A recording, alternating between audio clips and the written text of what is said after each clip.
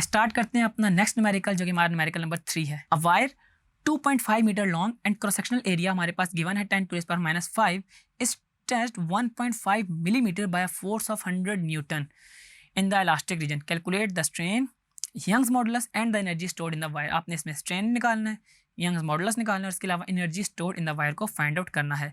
आपके पास गिवन क्या कुछ डेटा है इसको देख लेते हैं। हमारे पास सबसे पहले लेंथ गिवन है जो कि हमारे पास 2.5 मीटर की है और इसके अलावा हमारे पास जो एरिया गिवन है वो है हमारे पास 10⁻⁵ मीटर स्क्वायर और हमारे पास स्ट्रेचिंग जो है वो यानी कि चेंज इन लेंथ है। चेंज इन लेंथ हमारे पास 1.5 मिलीमीटर यानी कि डेल्टा एल जो है वो 1.5 मिलीमीटर और अगर 1.5 मिलीमीटर को अगर मैं इन टर्म्स ऑफ मीटर में कन्वर्ट करना चाहूँ तो 1.5 इंटू 10⁻³ मीटर्स आ जाएगा।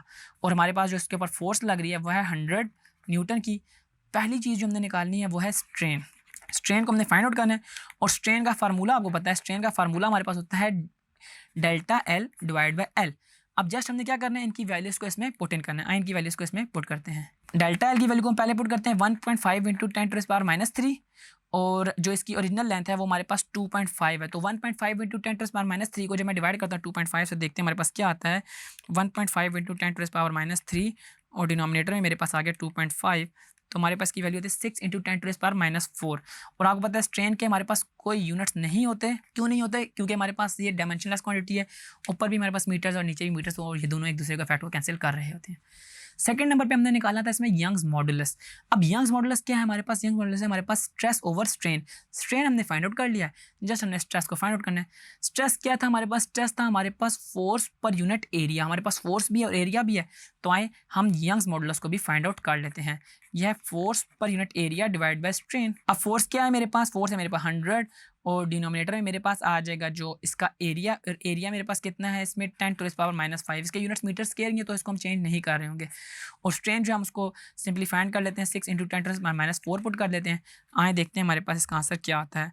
अगर न्यूमरेटर में देखें तो हम न्यूमरेटर में दो चीज़ें पुट कर रहे होंगे 100 और इसके नीचे आएगा 10⁻⁻5 और इसका जो डिनोमिनेटर है डिनोमिनेटर में हम लोग पुट करेंगे 6 मल्टीप्लाई बाई 10⁻⁻4 तो हमारा जो आंसर आता है वो आता है 1.6 इंटू 10⁻10 पास्कल। ठीक है, अब ये पास्कल क्यों आया है आप सबको पता है 1.6 इंटू 10⁻10 पास्कल क्योंकि हमारे पास जो यंग्स मॉडुलस है ना हमारे पास स्ट्रेस और स्ट्रेन दोनों आ रहे थे और आपको पता है स्ट्रेन यूनिटलेस है, डायमेंशनलेस है तो सिर्फ हम स्ट्रेस के यूनिट्स पुट करेंगे। स्ट्रेस के यूनिट हमारे पास पास्कल होते हैं तो सिंपली आपने यंग्स मॉडुलस को भी फाइंड आउट कर लिया।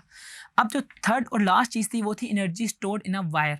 और energy stored in a wire को हम लोग कैसे फाइंड आउट करेंगे कि energy stored in a wire का फार्मूला लिख लेते हैं कि एनर्जी का जो फार्मूला था वो हमारे पास E = ½ F into delta L. ठीक है जी।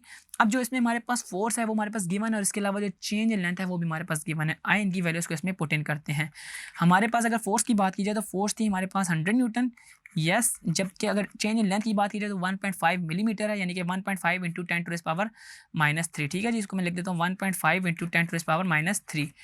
तो आए इनको पुट इन करते हैं 100 मल्टीप्लाई बाई 1.5 इंटू 10⁻⁻3 और जो हमारे पास आंसर आएगा उसको हम 2 से डिवाइड कर देंगे। जब इसको हम 2 से डिवाइड करते हैं तो हमारा आंसर आता है 0.075 और हमारा जो इसके यूनिट्स होते हैं वो जाउल होते हैं 0.075 जाउल। या अगर आप इसको साइंटिफिक नोटेशन में पुट करना चाहते हैं तो इसको हम 7.5 इंटू 10⁻⁻2 जाउल भी लिख सकते हैं।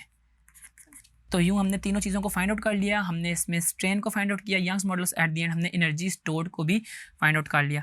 आई होप आपको न्यूमेरिकल समझ आया होगा। अभी तक के इस वीडियो में इतना ही। सी इन द नेक्स्ट वीडियो जिसमें हम नेक्स्ट न्यूमेरिकल को सॉल्व कर रहे होंगे।